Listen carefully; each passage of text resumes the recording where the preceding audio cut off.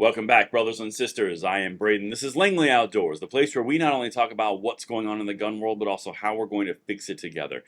And the content that I'm going to show you right now is the media, the gun controllers, saying the quiet part out loud in an emotional moment on accident. Because everything that we've been saying consistently for a long time together, they're slowly sneaking out, kind of like in a little trial balloon on accident. Check this out. Everything will be linked into the description box below. I can't wait to hear what you think of what I just found on a segment this morning from Morning Joe. And of course, make sure you hit that like button, subscribe to the channel, and turn the notification bell on because we need to be together and you need to make sure they did not cancel that subscription because it does happen. All right, check it out. And now let's get into this. I gotta show you guys something that's really important to listen to what they're saying, right? That we're in the middle of the transition from the emotional, moral high ground that they try to claim on the gun control side whenever there's a tragedy. They ignore all the facts, but they try to do it. And the political ramifications. So, like, what are we going to do to utilize this tragedy? That's kind of in the phase that they're in, right? We did a video on it this morning. I'm going to show you what they're saying right now. Particularly pay attention to what the guy on the right side of your screen is saying about the FBI and red flag laws and safe storage laws, because after all, remember, safe storage laws, we were told that it's about safety. No one will ever come and check your guns, right? Watch this. Check this out, and you tell me if that really seems to check out from what they've been told and what they're saying now. Check this out. Yet, the governor of that state, Brian Kemp, is saying, well, now's not the time to talk about solutions. Now's not the time to talk about policy. Even though this tragedy happened in his backyard, it was almost far worse. You write that now actually is exactly the time to deal with it. It absolutely is. That is the cowardly cop-out that Republicans take when something like this happens, and it happens so regularly. It is, in what universe is that acceptable? But when there's a school shooting, they immediately say, as Brian Kemp said Wednesday night, well, today is not the day for politics or policy, but this is precisely the time, the day, the minute to talk about politics and policy, because it's all about that. I mean, I don't think we're going to be able to legislate away bad parenting. And so if what we know about the situation is true, this father was a terrible father who failed his son. His son, who is a child, by the way, is 14 years old. He was failed. But we're not going to get rid of that. But we can mitigate, we can lessen the possibility that that sort of situation ends in this kind of tragedy. Georgia does not have it. All right, hold on a second. I'm going to do a quick split, and I'm going to show you where he goes. That transition was completely built up to demonize Republicans, immortalize Democrats as the common sense solution to taking all your guns away to prevent this tragedy or mitigate, as he said. Completely obfuscating any other details around this case, which we've covered, because you can't talk about the details. Like I said this morning, you have to ignore the details when they don't work for gun control, and they just got to go macro, right? He was a bad father, okay? Checks out. He did a bad thing, yeah, checks out. But they aren't mentioning anything about the hardened schools, aren't mentioning the SROs, they aren't mentioning the previous threats, they aren't mentioning the FBI in the light of, well, what could have happened, until they get to this next point.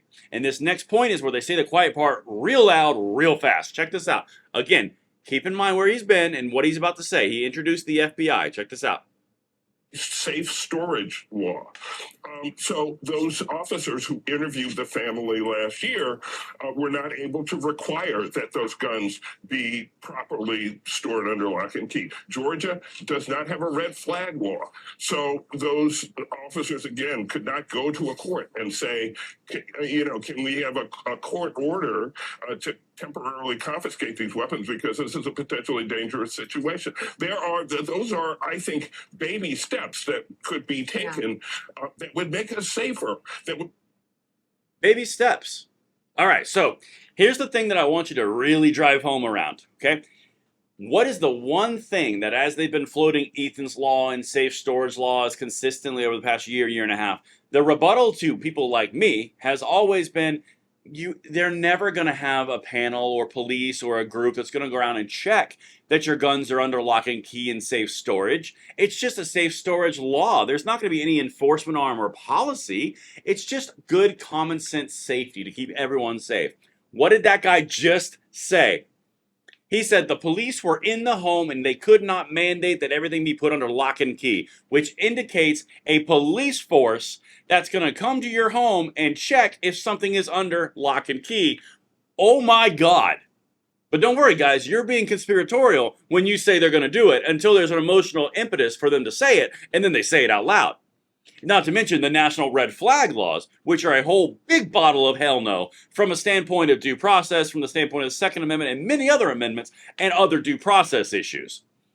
But other than that, let's keep going. We got Joe Scarborough going to pop in here and share his wisdom because that's always good. Listen to the propaganda and the specific code switching, well, not code switching, that's not the right thing. The specific introductory points they do for these trial balloons, essentially. Watch this. But make our children safer, and yet we won't refuse even to talk about them. Well, and Brian Kemp's saying now's not the time to talk about safe storage laws. No, now's especially the time to talk about safe storage laws. There's no reason why there shouldn't be safe storage laws. That protects gun owners in their own home. That protects their children. And again, Charlie probably had the same experience that I had. Nobody that I knew growing up left their guns around, or they were all locked up. You walk into the house, they had shotguns, whatever guns they had, they were always locked up. And this whole idea that now's not the time to talk about safe storage and now's not the time to talk about red flag laws is ridiculous, because you'll hear people go, oh, well, there's no gun legislation that would have helped this or that or the other. Yeah, there is. There always is. Well, John. Yes, there is. There always is. They're telling you out in the open, they are never going to stop this. They have an end destination that they are looking at of removing guns from the equation in one way, shape, or form. So everything that has to support to get to this point, it's all noise until they get there. It doesn't matter the road you get. It doesn't matter how you get there. It matters that you get there. Right? That's the entire point. There's always legislation you can pass. Really? Well, this kid was 14. He couldn't own a gun. Couldn't buy a gun. So there goes your universal background checks. There goes your red flag laws. There goes your permit to purchase, your licensure to own. All the things that are the little wet dream of the gun controllers, those go right out the window. But all of a sudden, there's always something that you can do. You can mandate safe storage for a 14-year-old who doesn't have them. You see how this just falls flat? The problem was the failure in people. The problem was not a failure of an inanimate object, which we've covered so many times. But again, keep in mind, they just let the cat right out of the bag right for you on national TV. It's never going to have an organization that's going to run and mandate that you have your guns behind lock and key like they do in Europe.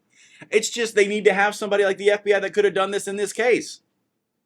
Every single time they tell you their true destination because they think they have the emotional high ground to get away with it. And that's what I've got for you guys. Let me know what you think in the comments below, and I will see you on the next one. I'm Braden. See you later.